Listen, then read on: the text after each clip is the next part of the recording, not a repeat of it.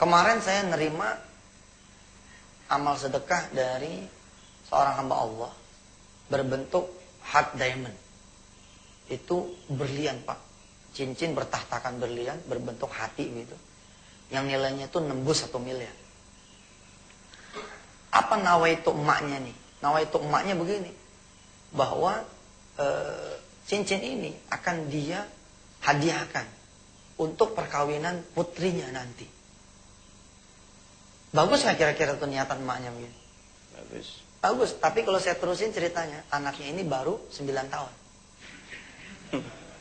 Nah itulah kelakuan orang-orang yang tidak mengenal ilmu sedekah. Kalau dia mengenal ilmu sedekah, satu, belum tentu anaknya panjang umurnya. Ini ditahan-tahan, ternyata begitu tiba hari H, anaknya meninggal dunia. Lah, ini malah lebih nyesek lagi.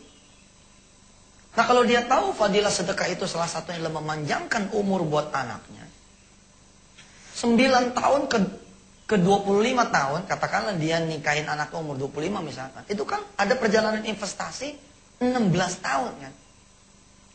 Kalau tuh duit dipakai dagang 1 miliar, maka kalau diambil dalam waktu 16 tahun, kalau kita orang bank punya, udah jadi berapa?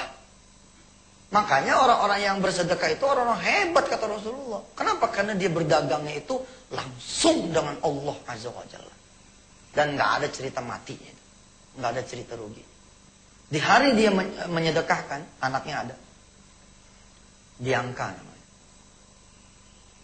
Si emaknya minta maaf sama Bianca. Bianca maaf ya, ini cincin ini mama kan tadinya buat kamu. Tapi benar juga. Dan emang orang sekarang gila, Pak. Sahabat-sahabat kita kan ada yang beli tanah buat anaknya. Ada yang bangun rumah buat anaknya. Lah anaknya masih piik udah dibangunin rumah. Akhirnya nempatin siapa? Pembantu yang tidak pernah dia kenal juga siapa namanya. Iya kan? Rumah di sono dijagain sama satpam yang tidak dia kenal juga siapa namanya. Barangkali. Disewain kagak, ditempatin kagak. Ntar begitu anaknya menempatin, barangkali anaknya udah tidak tempat di situ lagi. Anaknya pindah kemana tahu. Jadi saya sepakat dengan Ibu Umi ya, bersedekah buat anak. Apa pemirsa? Ya, saya mengajarkan diri saya sedekah anak. Sedekah anak tuh begini, 1 anak, sedekahnya tuh 2 anak yatim. 1 anak, sedekahnya 2 anak yatim. 1 anak yatim untuk kebaikan anak kita, supaya muncul gitu, supaya tumbuh terus kebaikannya. 1 anak yatim lagi buat ngeganjel keburukannya, supaya kagak muncul. Nah, resiko dah kalau anaknya 7. Kalau 7 berarti 14 kan gitu. Ya tapi daripada anak kita susah ntar. Nah, di urusan jodoh memang nih amazing nih. Kalau dia udah taubat, dia kejar abis itu seluruh amal kebaikannya. Dia benerin sholatnya, sholat sunnahnya dihidupin, puasa Senin Kemisnya dimantepin, sholat malamnya juga dikerjain, baca Quran juga dibaca. Kemudian dia mau nyopot-nyopotin emas-emasnya tuh. Mas kanan, mas kiri, ya. Kalau laki-laki handphonenya, tabungannya dikosongin, insya Allah dah. Itu keajaiban akan terjadi. Allah nanya mau jodoh yang kayak gimana? Allah nanya mau jodoh yang kayak gimana? Allah antar. Insya Allah. Asal kita percaya. Kadang-kadang kita sendiri juga nggak percaya. Ya namanya juga syariat ya Ustadz. Bisa berhasil, bisa enggak. Gitu. Kalau saya emang nggak gitu. Yang namanya orang sudah zek, udah. Yakin sudah. Habis itu la haula wala quwata illa billah memang. Tapi di hati kita, di dada kita, kita yakin sebentar lagi jodoh akan Allah datangkan. Amin. Kalau tidak, sikat lagi sedekah. Sikat lagi tahajud. Enggak juga, terus. Enggak juga. Ya Allah, maaf ya lama bener. Ya iya, ngadu sama Allah lah gitu. Insya Allah, Allah mah gak bakal nyanyain. Inna la nudhi'u ajraman. Kalau dalam istilah Quran keras. Muhammad Rasulullah waladinanu asyidau al-kufar. Muhammad Rasulullah dan sahabatnya itu keras terhadap orang kafir. Tapi keras ini bukan fisik. Muhammad itu terhadap fisik dia lunak.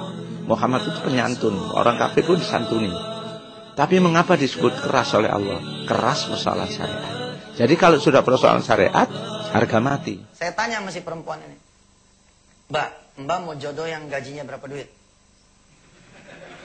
Loh beneran. mau jodoh yang gajinya berapa duit. Nanti dia ngucap nih, kalau bisa Ustaz yang 10 juta. Nanti saya bilang, lihat muka ya.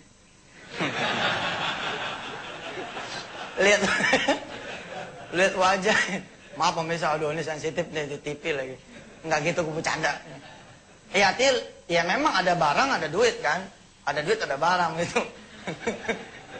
Saya bilang, ya udah kalau emang mau beli yang 10 juta, kalau situ sanggup, boleh-boleh aja. Nyatanya Pak, teman-teman kita ada yang jelek banget ukuran kita kali-kali gitu. Padahal nggak boleh kita itu, begitu nggak boleh tuh ya.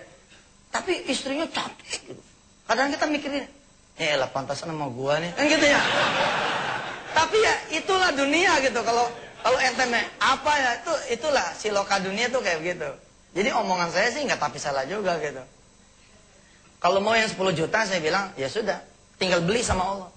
Asal sanggup. Bagaimana hitungannya Ustaz? Begini. Kalau emang situ ngincer suami yang gajinya 10 juta. Hitungannya begini nih. 10 juta kali 12. 12 apa Ustaz? 12 bulan. Maksudnya, ya iya emang pengen punya suami cuma sebulan. Ya jajal dulu nih setahun 12 bulan. 10 juta kali 12 berapa ya? 120 juta. Nah kita udah mulai dapet tuh HPP-nya nih. Harga pokoknya suami udah dapet nih. 120 juta. Terus kan ada variabel cost-nya nih. Ada variabel cost-nya tuh apa misalnya? Kawinan. Kira-kira kalau calon mantu kita 10 jutaan nih harganya sebulan dia punya gaji. Resepsinya berapa duit kira-kira? 100 juta. Nah, 120 juta HPP tuh suami ditambah kos tambahan 100 juta buat kawinan, berapa duit jatuhnya? 220 juta. Nah, begitu 220 juta ketemu, tembak 10%. Zet. Gitu. Berapa tuh ketemunya? 22 juta. Nah, pemirsa yang dirahmati Allah, begitu ketemu angkanya 220 juta, kaliin deh 10%. Berapa 10%-nya? 22 juta. Saya tinggal tanya masih perempuan nih. Bagaimana Mbak? Ada nggak dia 22 juta? Waduh Ustaz. Kagak ada nih kalau 22 juta. Kalau nggak ada, turunin. Ya, jangan yang 10 juta. Yang 2 jutaan aja. Bener ini saya ngomong. Kita kudu tahu diri gitu kan. Bukan soal wajah, soal kemampuan bos. 2 juta aja deh. Ya, nggak bisa beli yang baru, beli yang second. Nggak bisa barang yang KW1, KW2 ya nggak bisa yang garansi punya, ya yang black market lah, yang BM. Coba kita hitung ya, 2 juta kali 12, berapa duit tuh? 24 juta. Terus resepsinya kira-kira kalau yang dia cuma 2 jutaan nih, berapa duit? 10 juta dah ya kan? Nggak usah pakai tenda ya nggak? Pakai tikerannya ya. Nggak usah pakai deng-deng, nggak usah pakai semur ya kan? Panggil tukang bakso, tukang somai, tukang es doger dah. Seada-adanya begitu. 24 juta ditambah 10 juta, berapa duit? 34 juta. Dikali 10%. 3.400.000, insya Allah nih. Kalau angkanya udah 3,4, insya Allah. Insya Allah apa? Masih nggak bisa Ustaz. Kalau nggak bisa, nyicil. Kalau nggak bisa, nyicil sama Allah. Saya bilang kadang-kadang kalau lagi datang ya kan kita bukan berarti sombong ya. Kita cuma ngitung berdasarkan ilmunya Allah nih. Kebetulan saya ini turunan ahli hisab. Jadi saya punya buyut ya, Kiai Haji Muhammad Mansur itu memang dikenal sebagai ahli hisab, tukang falak. Kadang-kadang kalau saya pikir-pikir, iya kalian nurunin ke saya nih, hitung-hitunganin nurunin gitu. Saya bilang, saya bahkan insya Allah, menurut ilmunya Allah loh ya, saya bisa tahu kalau kasusnya begini nih, ini jodoh datangnya kapan saya bisa tahu. Waktunya tuh bisa tepat. Bagaimana cara tanya? Kan saya tanya tuh tadi, punya nggak 3,4 juta tuh? Nggak punya Ustaz. Kalau nggak punya nyicil bisa? Bisa.